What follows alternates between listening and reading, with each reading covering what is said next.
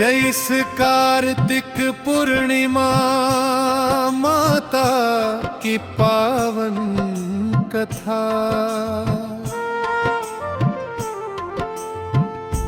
पुराने समय में एक पवित्र वन था, उसका नाम था ज्योतिवन।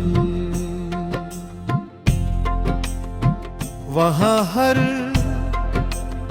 पूर्णिमा की रात दिव्य प्रकाश फैल जाता था।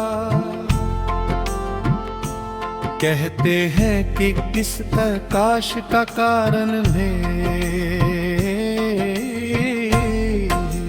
पूर्णिमा माता,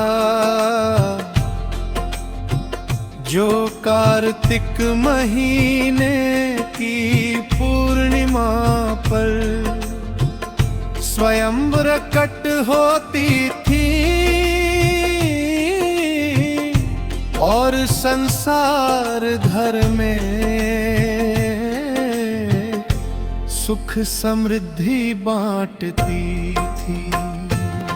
उसी वन के पास धवलपुर नाम का एक गांव था। वहाँ गोपाल नाम का एक गरीब लेकिन अत्यंत सरल और भक्ति भाव वाला युवक रहता था। गोपाल की माँ बीमार रहती थी और घर की हालत बहुत कमजोर थी, परंतु गोपाल का विश्वास अटूट था कि कार्तिक पूर्णिमा की रात कोई दिव्य शक्ति उसकी पुकार अवश्य सुनेगी।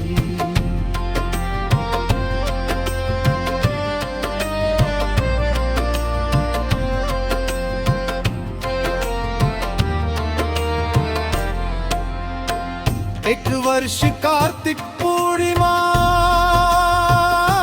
आई, गांव में सभी लोग गंगा स्नान, दीपदान और व्रत कर रहे थे। गोपाल भी अपनी बीमार माँ की सेवा करके ज्योतिवन की ओर निकल पड़ा।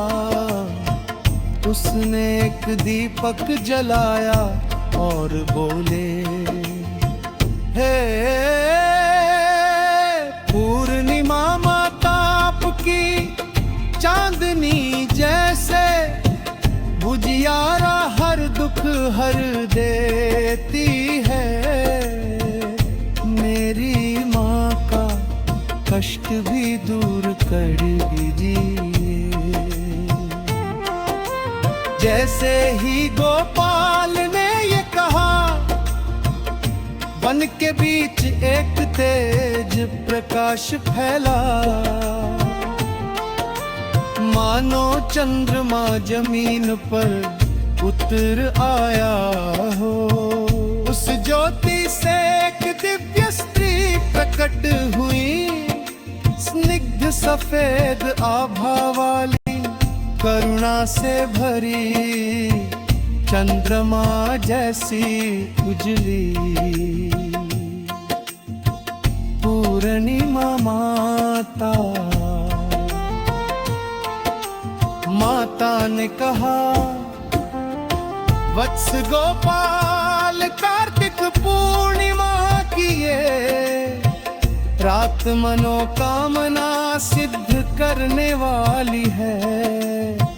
जो निष्कपट हृदय से मुझे पुकारता है, उसका जीवन अवश्य संवरता है। गोपाल उनके चरणों में गिर पड़ा। माता ने हाथ उठाया और कहा, तेरी माँ स्वस्थ होगी और तेरे घर में समृद्धि का दीप जलेगा। पर एक वचन दे, हर कार्तिक पूर्णिमा को दीपदान कर,